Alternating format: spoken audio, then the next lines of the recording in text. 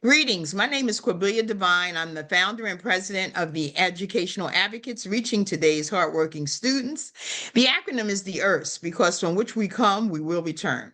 I'm born and raised in North Philadelphia, and I returned after the first time I went to college in order to make a positive difference in the lives of the children and families who live here. One day I went to visit my parents, and it happened to be report card day. And so I asked one of the little children, let me see your report card. I was so excited. And this child showed me his report card and he had C's and D's. He couldn't have been more than first grade. And so I asked him, I said, let me, if I came and tutored you, would you come to tutoring? And his face lit up and he started smiling. He said, yes, yes, I would like that. So I started tutoring him and some of his friends 2 hours a day, two days a week in the basement of my sister's home. And from there, as we tutored the children in basic math, English, and computers were just starting to, become popular in the community. And we were tutoring them in those subjects. And as we began doing that, we realized that we were sending these children home and the families were not reinforcing the learning. So my sister then started a group called Parent Power. What will you do with yours?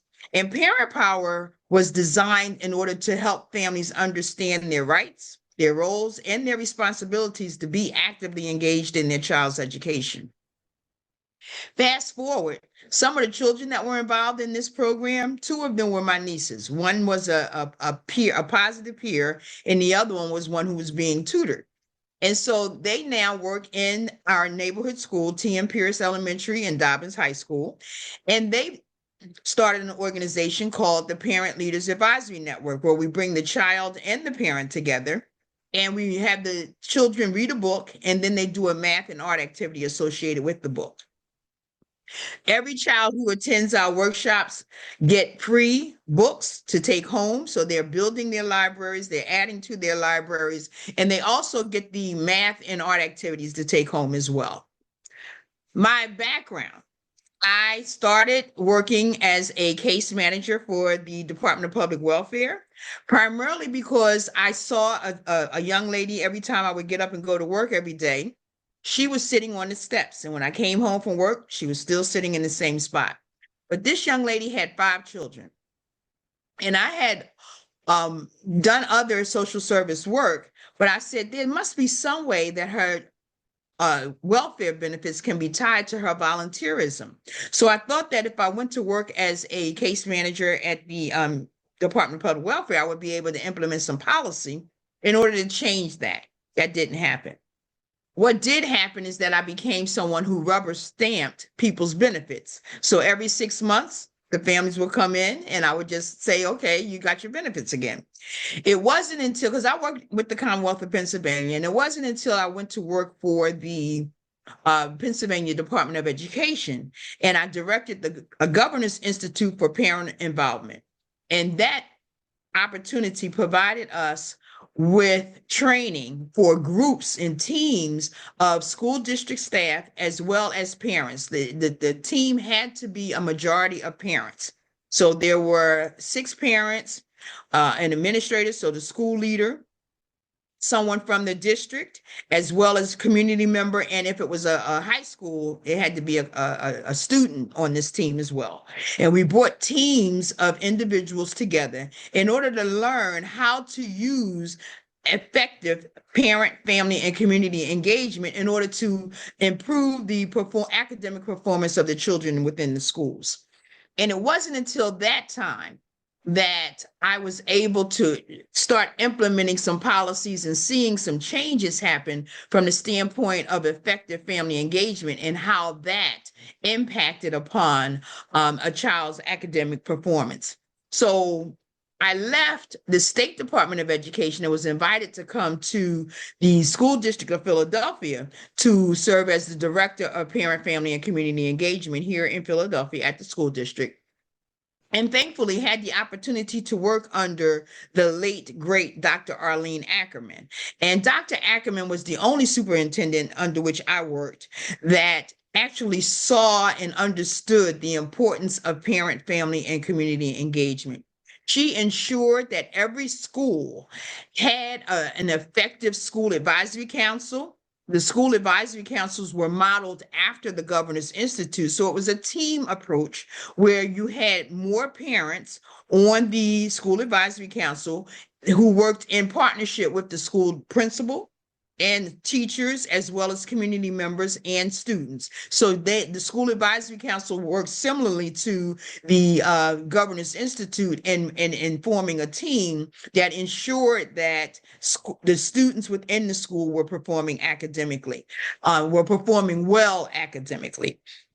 And she made sure that every school within the district had an active school advisory council. And it was my responsibility to go around checking to ensure that every school did have a school advisory council. We improved and increased the number of school advisory councils from like 25 the year before to over 200 school advisory councils within 1 year. So it was an excellent time. And I'm glad to see that Dr. Watlington is starting to pick that up. He wants to implement some of the things that Dr. Ackerman had implemented regarding parent university and effective parent, family, and community engagement. He's talking about parents are our partners, but the proof will be in the pudding to see how he's going to ensure that the schools implement the changes that he wants to see in his Accelerate Philly strategic plan. Awesome. Tell me a little bit about your family. Well, I'm born and raised in North Philadelphia. There were six of us, six children, and my mom and dad in one household. And there are five females and one brother. So I know how to be a good sister. And I went to T.M. Pierce Elementary School for the first 3 years, kindergarten, first and second.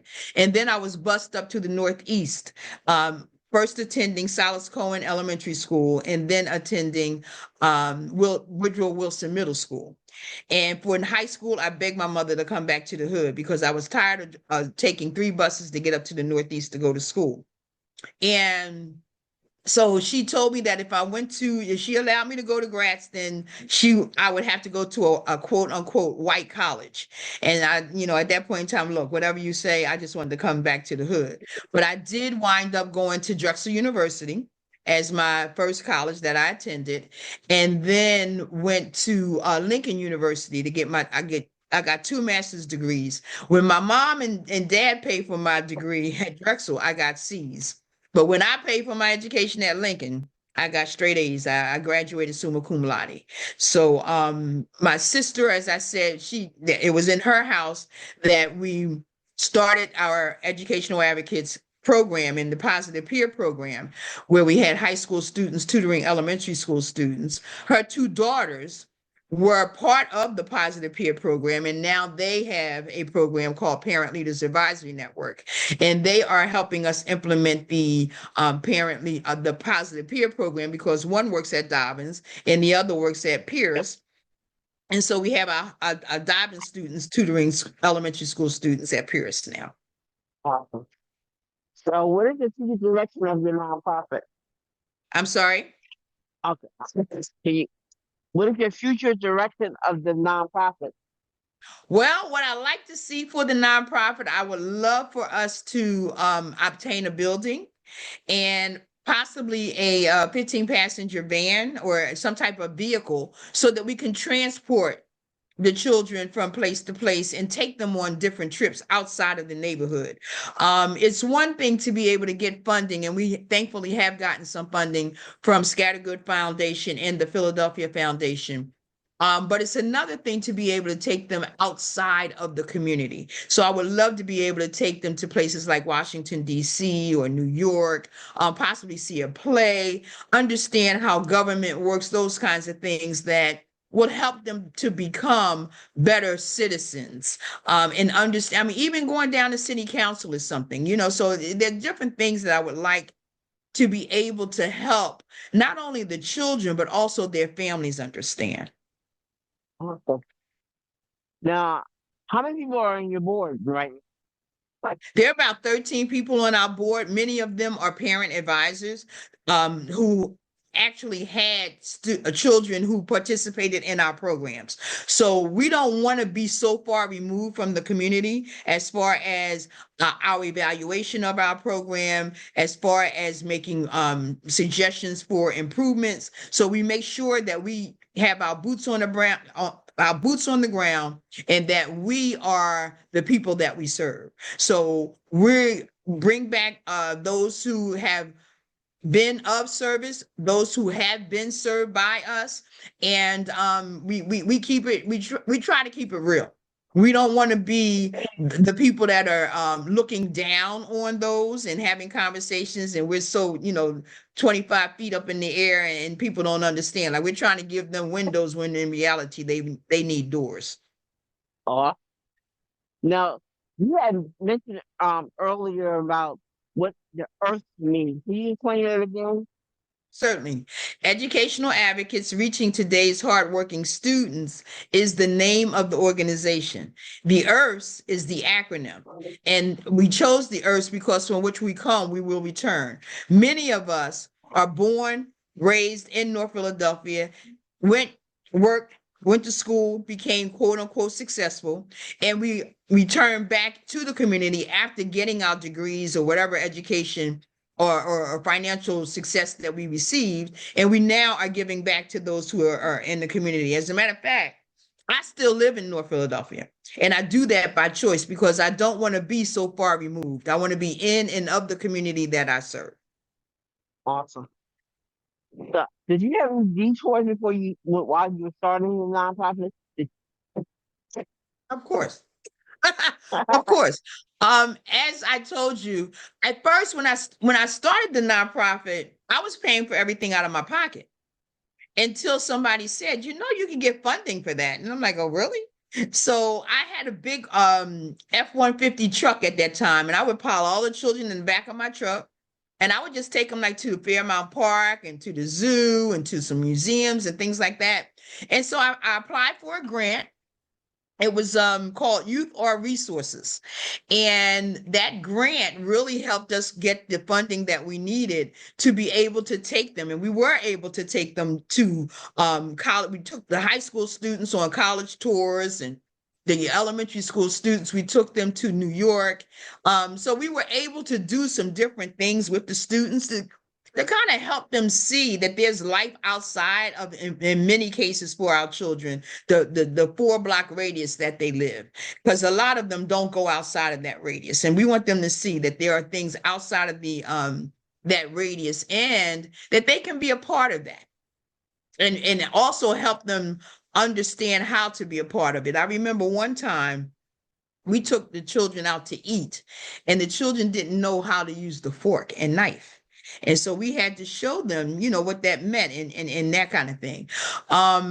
So it was a learning curve for us, but it was also an opportunity for us to teach the children. And so we took advantage of that.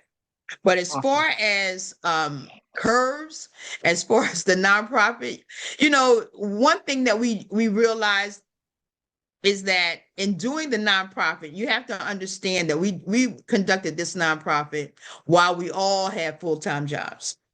I am the only person who is now retired, and I'm able to do this full time. And sadly, it doesn't pay. Thankfully, I made enough money where I can do this still on my own. But it's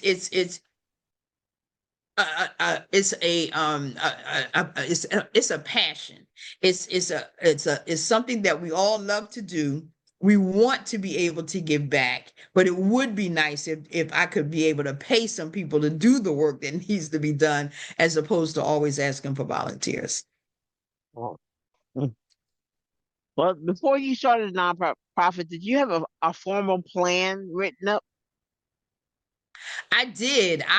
Before I actually started the nonprofit, I was attending free workshops and trainings that helped you understand how to write a business plan. And I would take them wherever I saw them. So I saw there was one that was offered at Drexel University. There may have been one offered at St. Joseph University. Wherever I saw something that would help me understand finance, help me understand how to write a business plan, the different aspects of a business plan, I took advantage of all of those free courses that were offered. And as a result, I wound up with an actual business plan, and I used that to get Awesome. my organization started. Mhm. Now, greatly impacted your life? You're impacted the students. So who greatly impacted your life? That's a very good question. So I'm gonna tell you, the first time I went off to go to college, my grandfather told me, "Don't get so smart that you forget what you got smart to do." I never forgot. That's why I'm back in North Philadelphia. That's why I do what I do, because I can't forget what I got smart to do. I got smart to help my people, and that's what I'm doing. So your grandfather greatly impacted you with that words of wisdom. That's awesome. Indeed. Indeed. So do you ever feel it's ever too late to become an impact to your family, your community, and this world? As long as you're breathing and you're living, it's never too late. Awesome. As long as you're able to get up and do something, you can do something. And it starts with you. And every individual has the wherewithal to be able to start something. All you have to do is decide what it is and how you want to do it. And if you need assistance, there are free resources that are out here to help you get there. The other piece, too, is that you have to also be willing to learn, ask questions. No one of us is as smart as all of us. So if you don't know something, be willing to ask the question and humble yourself. Oh. So what do you need to be a greater impact? Hmm. What I need is some help. I need some people who have some financial wherewithal, attorneys. I need people who are affiliated with real estate that may be able to have some space that they can offer us, because we operate a lot out of school buildings, and school buildings close at a certain time. Our parents, sometimes they come home late. Sometimes they only are available on the weekend. Schools are not available at those times. So we need space so that we would be able to have our workshops during times when schools may not be open. So I need somebody who is resourceful. I need some assistance with finances, writing grants, and I need some assistance in just taking care of accounting and bookkeeping and things like that. Awesome. Well, thank you so much. This is really a wonderful thing you're doing for these children. It's only in North Philly, you're saying, right? You Well, only no, serve no, North. no. This is where we're focused on North Philly, but we service Philadelphia, and we'll be willing to go anyplace else if somebody wants to, wants us to come and speak to their families. So you have a mobile service. Okay. It can be, yes, it can be, because I mean, we're willing to go to conferences and things like that and do workshops and trainings. It may cost, and the good thing about it is that the schools have Title I funding that they can use to pay for this, because Title I funding pays for parent workshops and trainings. Oh wow. I'm learning something new in the midst of this. Oh wow. Okay. Now, so I just thank you so much for sharing your story and being and impacting your community and this world and your family, because you said you have your nieces involved and you got all this help you're getting from others in the community. This is wonderful. Well, Like, thank you so much. I appreciate you making the time for me. I just have one thing I want to add. yes, ma'am. If anybody wants any additional information, they're more than welcome to go to www.earthsinc.org.